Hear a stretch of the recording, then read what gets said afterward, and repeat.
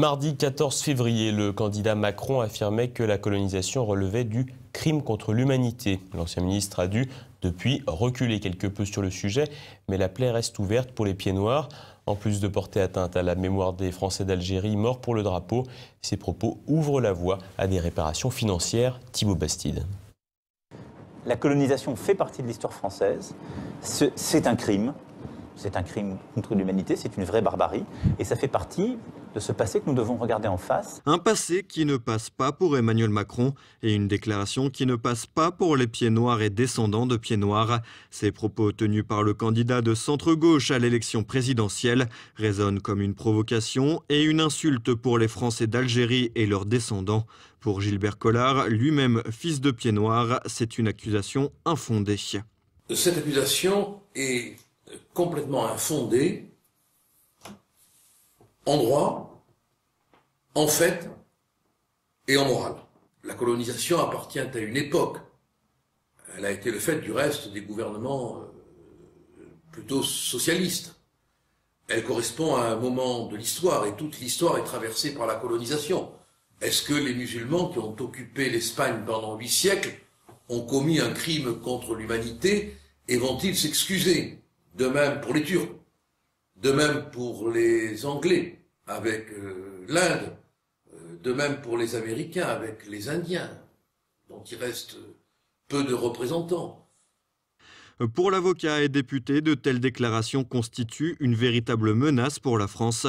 Une menace qui pourrait déboucher notamment sur des réparations financières. Monsieur Macron, au service de qui? Au service de quoi? Est en train de préparer le terrain si ses idées avancées à une réparation financière.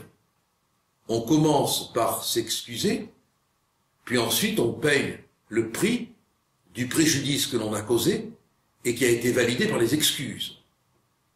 En réalité, M. Macron est en train de préparer, si on le laisse faire, les réparations que demain il octroiera dans une forme financière à l'Algérie pour avoir construit des aqueducs, des ponts, des routes, des hôpitaux, des écoles. Il ouvre la porte, ce Macron, à toute une polémique qui va s'ensuivre sur la colonisation, qui va être encore un moyen non seulement d'exacerber les communautarismes, notamment encore d'humilier la France, de l'affaiblir un peu plus, mais de permettre une mise en cause de notre histoire.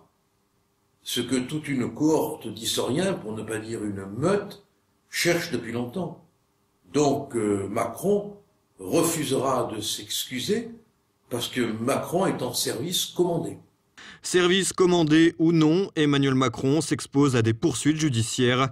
L'ancien ministre pourrait finalement bien regretter son petit clin d'œil électoraliste en direction des immigrés algériens ayant aujourd'hui la nationalité française et donc le droit de vote. Des poursuites judiciaires déjà enclenchées puisque le Cercle algérianiste national, une association de pieds noirs, a annoncé avoir déposé une plainte contre le candidat à l'élection présidentielle. De son côté, Gilbert Collard estime qu'Emmanuel Macron devrait avoir le courage d'un débat. Peut-être le courage d'un débat. Le courage dont manque visiblement cet homme d'aller affronter des pieds noirs pour leur dire en face qu'il les considère comme des criminels contre l'humanité. Sinon eux, du moins leur père. Sinon eux, du moins le grand frère qui est mort dans le Djebel. Voilà. Qu'il les regarde dans les yeux et qu'il s'explique avec eux. Mais je pense qu'il refusera de s'expliquer. L'ancien ministre s'est excusé d'avoir pu offenser les pieds noirs, mais ne souhaite en aucun cas revenir sur ses propos qu'il dit assumer pleinement. L'ancien ministre Macron affirme seulement vouloir aller de l'avant.